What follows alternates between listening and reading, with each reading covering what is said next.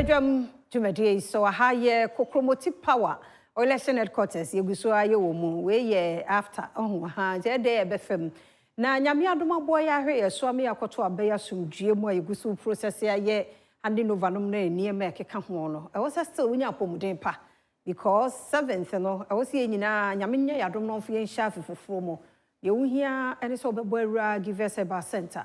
Omo wonro ahodo nti ene me wo wura kofika kari wo ha. Then one ba bedi nkomo ne ahwe give us Herbal center nru ahodo no a one mo wo ene enkanka one more GW and I said the wash toilet bowl very powerful. No watch mo akwa babemena. Oba hema mejo so. E bia boko de. Nyankopon adaro. Dr. Kwabi so ne ho ye. Ne ho den pa. E de nyame ase. Wadaro ma ye hwe give us Herbal center nru ahodo a mo. Okay. Mame na wase. Na me na Ghana fo nyina se wo abato a yekoto ye nyame dom so e de asomdwe abre. Na ewun se nya asomdwe, nenso yare de e da so ne ye te. Na me ba na me hwe statistics kakra efa World Health Organization efa malaria ho. Na se wo hwe malaria ekum nipa every year ma fa 2022 de no. Nipa 608,000. Nyasem keto atama every year ekum. Na omo breaking it down say Africa nko ano e 95%. Me hu ya na me say go meeting am say yewu. Say ye say ye nko ano em say malaria haye. Enwanwa. Na malaria ya de a yebetimi aso ano. Se nyina ye kan hu bomu ase bruni etimi aso ano a e wo Europe ayen so yebetimi aso ano wa ha.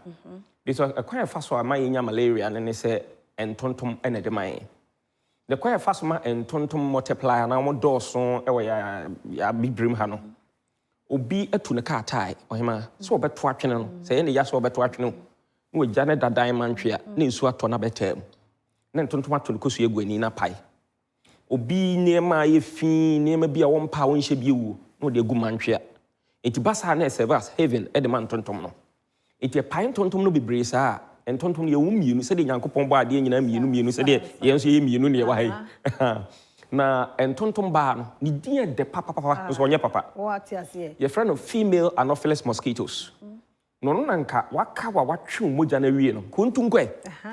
na wasape emmo aboni bi egu moja no from plasmodium parasites omso din de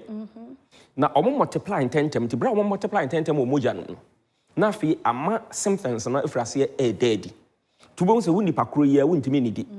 ene nipa yenya ya ho din fra aduanim ti so wontimi nidi dia na che obeye boho se kuntumra akaja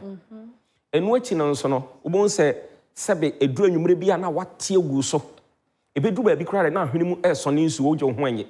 wenum nyina ye nsenkyene a eche malaria no wonya bi afi no wonya temperature ene ne nkeka ho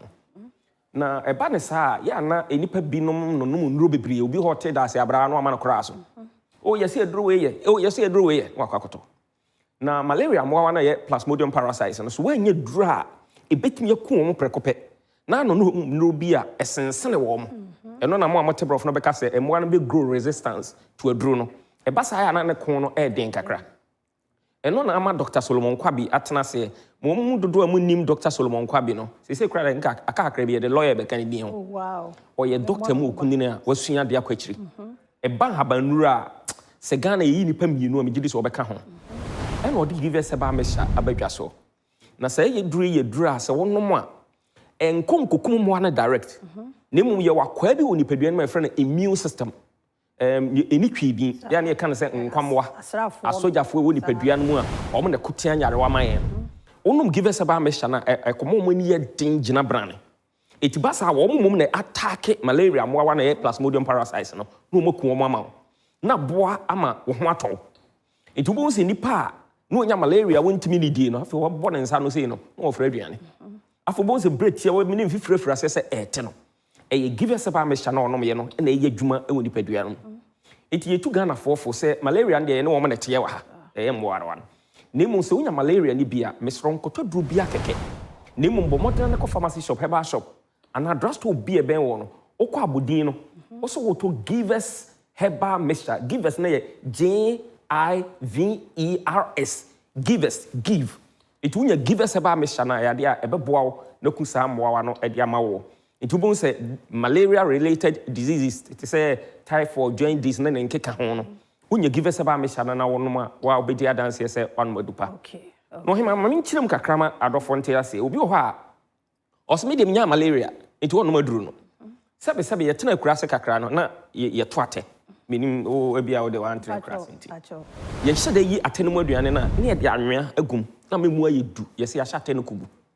me nam hɔ ma hyɛ me ho kubu because menim sɛ nyɛ de na ntontom benya me aka nti kwa ɛfa so hyɛ yɛ ho kubu ne sɛ wobɛnom give us ba me hyɛ no mpo bra wonyare nti basa a ɛma nkwamoa no wɔ nipadua no ani yɛ den nti wo sɛ ntontom ne ka wɔ apetampe wogyina de wogyina nti yɛbɛsrɛ Ghanafoɔ sɛ ɛntwe nya malaria nko ansa na wanom give us ba me hyɛ na mmom fa yɛ waduru a ɛbɛsi wo dining tables wodidi wie a na wanom bi anopa wodidi wie na wanom bi anwummerɛ wodidi wie a na wanom basa a ɛhyɛ wo nipadua no kena ma immune system no ahoɔden no kɔ soro ɛbusto no ma ma wotumi gyina brane na ɛno akyi no asɛm baako mfa nipa nante ɔhema wo sɛ yɛwɔ srade bɔne mmienu a ɛba nipadua no srade a ɛba nipadua no yɛwɔ baako a wɔfrɛ no high density lipoprotein ɛne yɛwɔ low density lipoprotein wei meka wo a wompɛ sɛ wobɛnya stroke anaa bɛnya srade bɔne wɔ nipadua no mu no ɛna metu saa afutuo yi na saa sradeɛ mmienu yɛ low density lipoprotein ne high density lipoprotein no deɛ nipadua no hia wɔ nipadua no mu no ɛna ɛyɛ deɛ yɛfrɛ no high density lipoprotein no na ɛno no nipadua no brɛboɔ no ne kidney no ɛna yɛde ma nipadua no ɛti na kyɛ yɛnkɔfa from external source na mmom ne ɛyɛ bɔne na ɛyɛ low density lipoprotein ne deɛ ɛyɛ menu mmienu nam a yɛweɛ ne sradeɛ nnuane ne mmerɛkemmerɛke ahodoɔ a yɛnom no ɛna ɛbɛ nipadua no mu ne ba saa ɛnam sɛ yɛ srade bɔne ntini na ɛda ntini no mu ɛti sɛ da ntini no mu a berɛ mogya no di afurusan nan no na ɛsɛ kɔfa oxygen na bɛfa koma no mu na pɔmpe na kɔ nipadua no akɔyɛ nyinaa no ɛnam saa srade bɔne na ɛsisi ntini no mu no titiriw adwene no mu na ma oxygen ɛsɛ kɔ adwene no mu ntimi nkɔ adwene no mu ɛti sɛ wo deny wadwene no nso oxygen a ɛno na ma wobɛnya yare a ɛfrɛ no stroke ɛmubuo yadeɛ ɛnti baabi a ɛmogya no ntimi nkɔ a control wo nipadua no na apasesa sɛ ɛhɔnom ne control wo nsa a na wo nsa no ɛnyɛ adwuma na menka wei mfa mo hu mekyerɛ wo sɛ aduro wei ɛyɛ give us ba mehyɛ no ɛyɛ ade a Dr. Solomon Kwabi ɛde lemon neem tree ne nnua ahodoɔ bi na akeka bɔ mu de ayɛ aduro wei ɛti sɛ wonom give us ba mehyɛ no bra no a ɛna ne saa srade bɔne no firi wo nipadua no mu ɛti bɛyɛ den paa sɛ wobɛnya stroke mu dodo a mohwɛ me bra me starte sɛ me Badwam TV ne ade no me a menyɛ kɛse me nso a memfɔn da bia me gyina me naa so ahintasɛm no yɛ give us ba mehyɛ ti yɛtu Ghanafoɔ fo sɛ wopɛ du pa a ɛbɛtutu malaria jaundice fever asede ama wɔ na bɛsa boost wo immune system na no akyi no bɛbɔ ho ban na nkɔnya stroke a waduro ɛyɛ give us Herbal mehyɛ sɛdeɛ meka ahyɛ aseɛ no pharmacy shop Herbal shop ne drugstore bi a bɛbɔ wuram no yɛ adeɛ a wo nsa ɛbɛka bi na ɛno nkamfu a no yɛsrɛ wotɔ duro no a frɛ yɛn ɔhema yɛ a ne yɛpɛ sɛ yɛ ne wɔn di nkita ho because ɛberɛ a wɔnom aduro no yɛpɛ sɛ yɛte wo nka sɛn na wohu no sɛn na ɛkorɔ ne ade ɛti number a bɛtumi arikyi yɛn wɔ so no ɛyɛ 0543 222 470 meesi so bio 0543 222 470 ofra a wobɛnya yɛn no afei nkɔmmɔ bi ɛhɔ biara no yɛne wo abɔ na from numbers no so he biem ne ɛbɛnya nnuro no atɔ mɛka sɛ wopɛ ne doso puatu a wobɛtumi anya no wɔ kan hyi repash tenatet kyɛ sɛ mebɔ ho adi na magya hwan ɔmu bi a bɛkɔ bia no yɛdeɛ a wo nsa ɛbɛka bi na mmom sɛ wopɛ sɛ yɛyɛ supply wɔ direct deɛ a wobɛfrɛ number yɛ 0543 222 470 no fra yɛbɛgye wo so na ɔhema wo sɛ yɛ sɛ wote wia na wɛdi akyiri so ho yɛbɛsrɛ sɛ woyɛ bɛrima na wɔ mmerɛ wɔ mpam wokɔsi no anim asiesie a no wagye mu a yɛ a na aniwu mmaa no bi wɔ hɔ a ɔbɛsɛkyerɛ no aka kyerɛ wo sɛ bɛrima yɛ napɛduroyɛ na ɔhwɛ asɛm a ɔbaa no bɛka kyerɛ wo no ɛbɛputu off na ɔhwɛ a bɛrima kora ntimi nsɔre bio nti sɛ ɔyɛ bɛrima na ɔmmerɛ wɔ mpa mu a mekyerɛ waduro tatahwe bɔ mmɔdena no kɔhwɛ give us P capsules ɛna give us co capsules ɔmo yɛ ntaafo yɛnte ɔmo ntam siame swings na bra wɔnom give us co capsules no ɛyi amaman koko ɛne fi bi ɔwɔ nipadua no mu ɛyi firim na bɔ kwan ama give us P capsules na yɛ ntini no ho adwuma because sɛbe bɛrima sɛ ɔbɛrima bɛsɔre agyina so a ɛyɛ mogya ɛna pɔmpe ba sɛbe ɔbɛrima no mu na mana sɔre agyina ntini na sɔre agyina eti mogya dodo ɛsɛ ɛba no ɛntimi ama ne twitwa gyinagyina a wobɛnya de broni frɛ no erectile dysfunction anaasɛ bi a premature ejaculation na ɛno na Dr. Solomon Kwabi de aduro ɛyɛ tatahwe ano ɔnam abaayɛ give us P capsules ne give us co capsules eti give us co capsules no mu a sɛ dɛm kan no ɛbɛyi fi bi afiri system no na give us P capsules no so ayɛ ntini no ho adwuma eti wo sɔre gyina state of the art na kyerɛ sɛ agyina kama ɛde ama aduro ɛbɛyɛ nkonyaa na ma wɔ no yɛ give us P capsules and give us cold capsules. Bibi any a frey any mu ninkita ho ne hwe kwan a ye be fa so a betimi aboa wo because the titru no e mema no bi ho ha wa ye masturbation watwetwe no ho saa ne wakwa bi wadwene mo e friend dopamine e bra wo twetwe ho no e ma no trigger inti obi a wa ye bi pen bi dia dance ye ma o ye fi ade ntem ho popo na afi de wo be ye weak in bed obe ma fa wo sere ho keke kra a wotimi egiem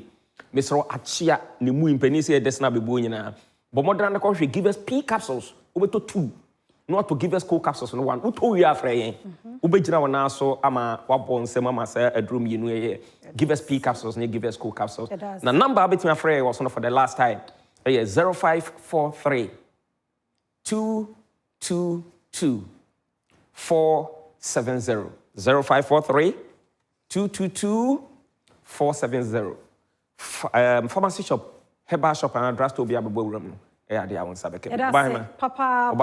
Ura Kofi Kakarina woten kan give us Herbal center and ofria wo dey din community wo fa number now fra bibi kire wadwen a o mejo so meka o se Franco Trading Enterprise gusu atonton phone so papa ne ho aka den ti trumika sisi so phone na say akokopa bi e wo ho phone bay type bay say Nokia Samsung iPhone Smart TV mpo na wo hia ni nyina ranges from 32 inches to 55 inches wo mo obi your tabletop fridges and so na kai hunu say o Franco air conditions e bo adwuma pa nti kono koto de ene so security no obi apart from say aban security wo ho ana say police de wo ho wan so bo ho ban bra wo per CCTV camera no bi e wo office school we fie be bia nti wonam ha wo gina adwuma mkura wo hunu ye koso e wo potamo Franco Trading Enterprise number and friend number bi apart from yenu ya me dey ma 0246 422338 0246 422338 and now 0555 939311 0555 939311 now on a Franco Trading Enterprise akasa Franco Trading Enterprise was still phone papa fee ene ho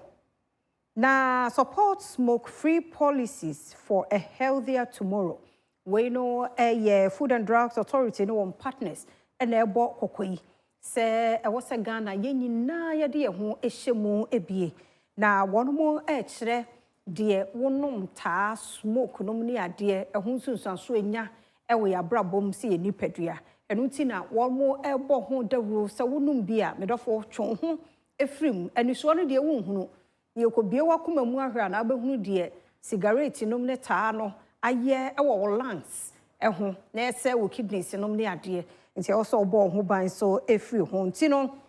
se no so se mia bi wo ho no ma ye nonom ensanom ne ade no e wo ho se eye restaurant hotels pubs beaches transport terminals and workplace so wo ho no mo se yamamra no the Public Health Act no e ban ne sanu mani nyina nti wo behwe na watwo ho efri nti se emia mabobo swei ukohunu so obi nom bi e wo ho a eno ane se wa report ama Food and Drugs Authority e was 055 1112 0551 112224 FDA penny4 wonu beti anaso betimi a WhatsApp 0551 112225 0551 112225 na FDA penny4 so at second hand smoke harms everyone me a me numbi kwaku na enom me a me twam ana mete ho no me kra me de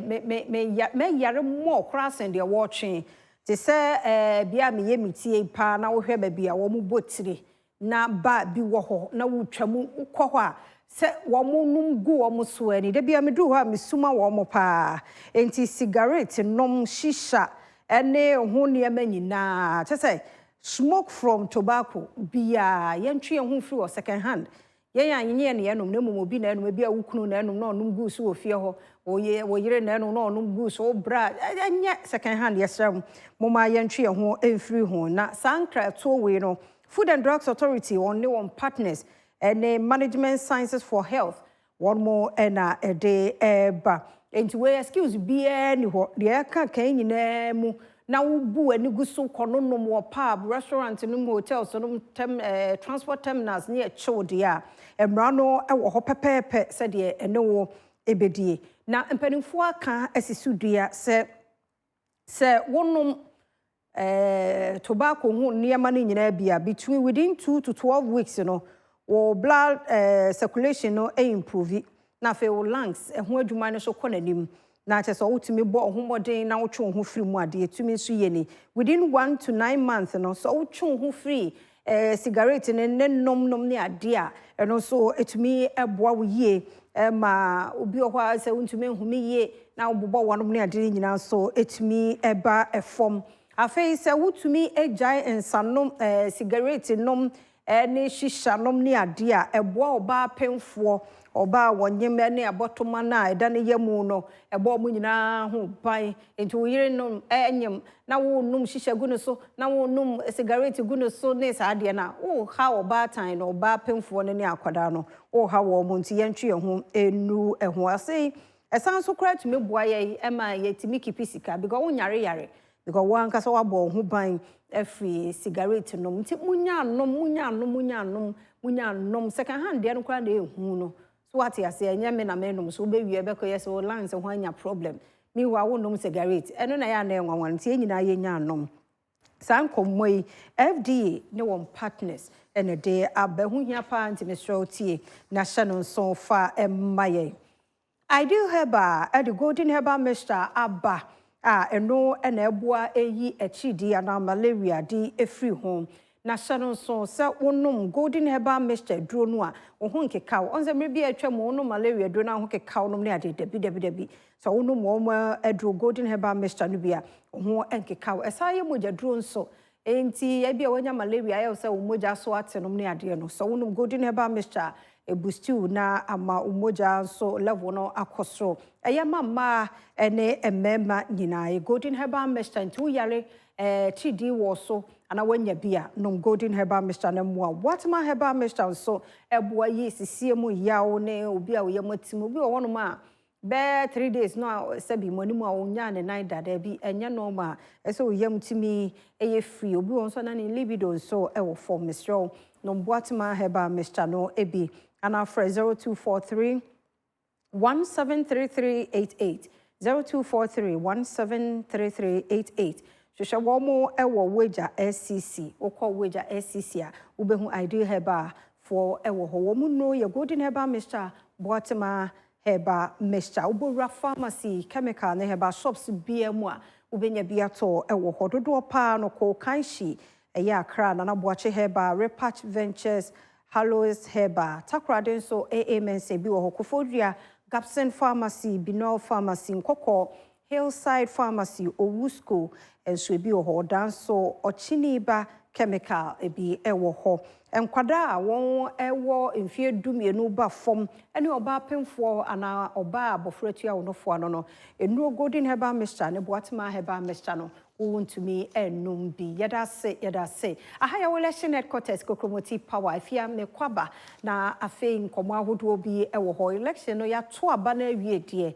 na post election ene ho niema se de ye hya ase no nyina no ye de to so de ama yenkomra bi na ye nto so